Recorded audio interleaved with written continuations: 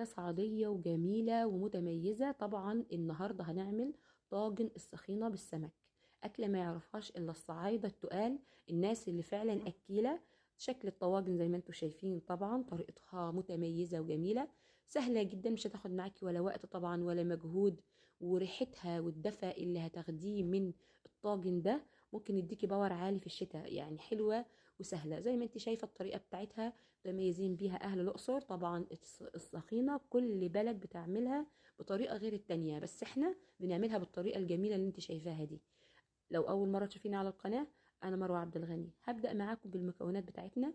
في البداية معايا 5 سمكات، الوزن بتاعهم كيلو، وكل واحدة متوسطة وكبيرة على حسب. أنا غسلتهم كويس جدا، وبعد كده قطعت السطح بتاعهم زي ما انتم شايفين كده، علشان لما نيجي نسويها بتبقى التسوية داخلة جوه اللحم بتاع السمك. الخطوة دي مهمة. بعد كده غسلتهم في دقيق ونقعتهم، وبعدين شطفتهم مرة تانية وسبتهم في ملح لمدة ساعة علشان طعمه يبقى متملح ومتحيق.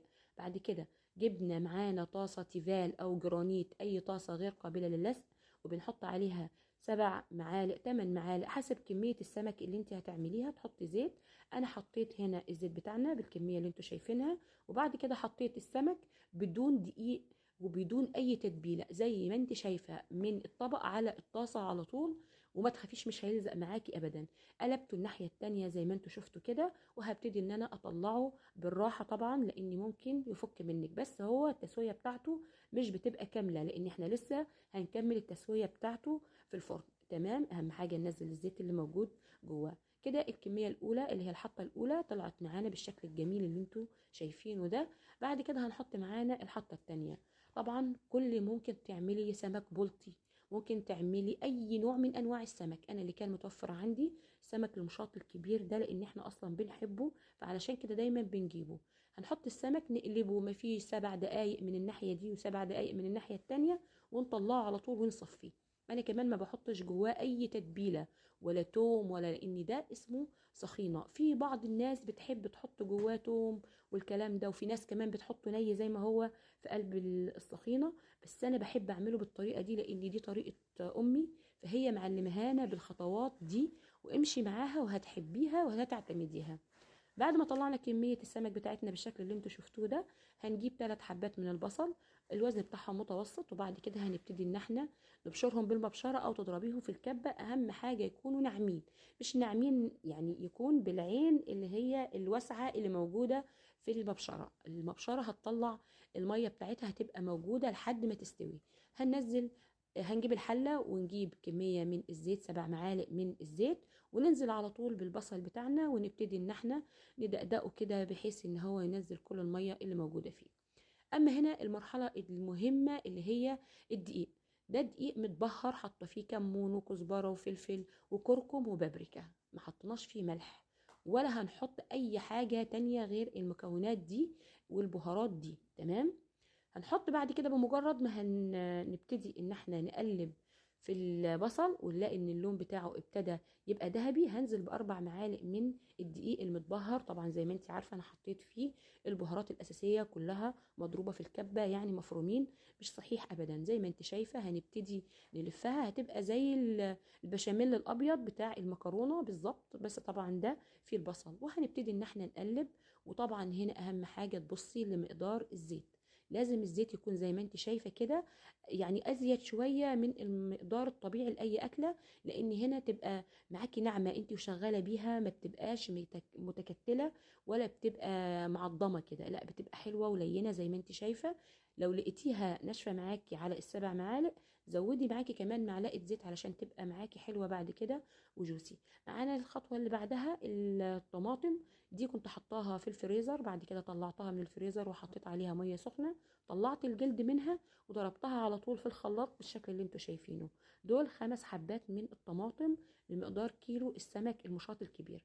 كده بمجرد ما نقعد نقلب في البصل والدقيق يكون اللون بتاعه ابتدى يصفر الاصفرار الحلو ده، ننزل على طول بكمية الطماطم بتاعتنا بالشكل اللي انتوا شايفينه. لازم نقلب بسرعة علشان ما يكتلش مننا.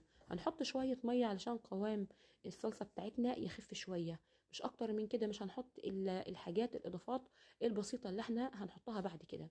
هنبتدي نحط معانا الملح نص معلقة كبيرة من الملح علشان الحياء بتاعه يبقى حلو، ما يبقاش معاكي دلع ولا يبقى معاكي مالح ولا يبقى معاكي. نص معلقة هتبقى حلوة. هنغطيها ونسيبها لمدة 5 دقايق، ما نسيبهاش ونمشي يعني، لا، وتوطي عليها درجة الحرارة تبقى متوسطة. شايفة ازاي بتتختخ كده وجميلة جدا جدا، يعني حلوة جدا. وصلت معانا للمرحلة دي وللتسوية دي، هنسكرها. هنجيب معانا 3 معالق من السكر العادي جدا، الحبيبات بتاعنا، ونحطه عليها. في بعض منا بيحط معاها قمر الدين، بينقعه وبيحطه بدال السكر. وفي بعض الناس تانية بتجيب البلح وتنقعه وتحطه معاها بدال السكر، وتبتدي تسويه معاها لحد ما يستوي بالشكل اللي انتوا شايفينه. بس احنا هنا دايما بنعملها بالسكر، ما بنعملهاش بأي طريقة تانية ولا أي حاجة. سبناها 5 دقايق بعد كده على النار ونزلناها بالشكل اللي انتوا شايفينه ده. القوام بتاعها حلو جدا جدا جدا، لا هو تقيل ولا هو خفيف.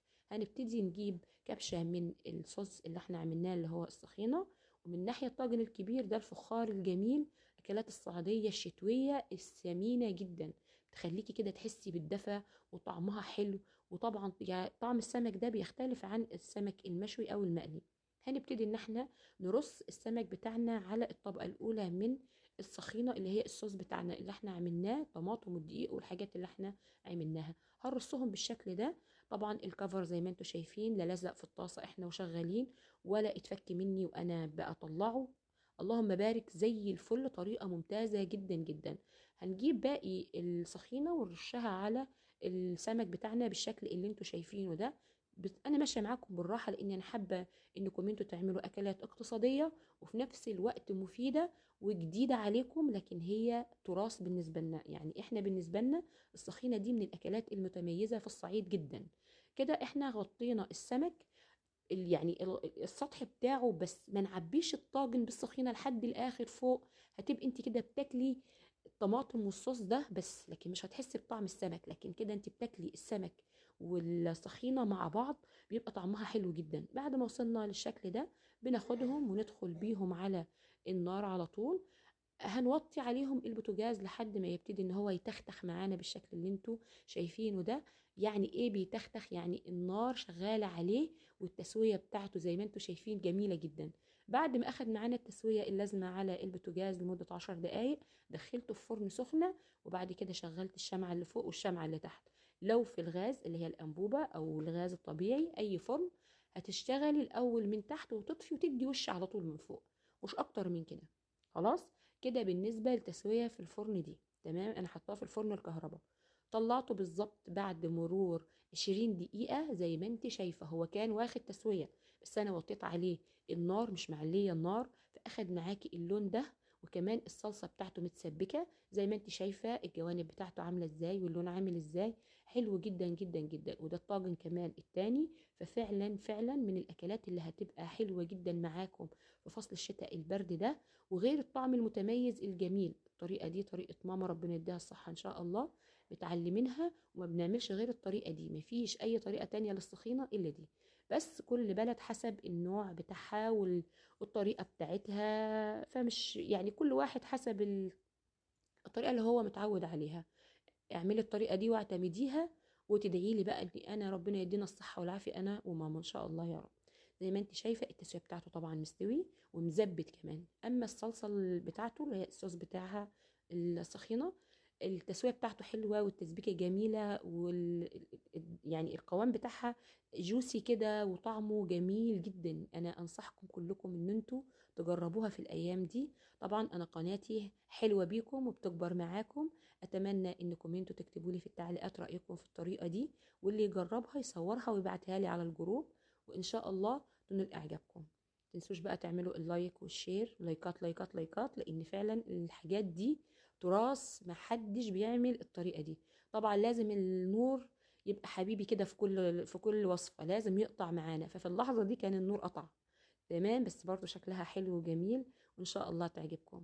ما تنسوش تعملوا لايك وشير واشتراك للقناة وتفعلي زر الجرس عشان يوصل لك كل جديد. اشوفكم على خير ان شاء الله.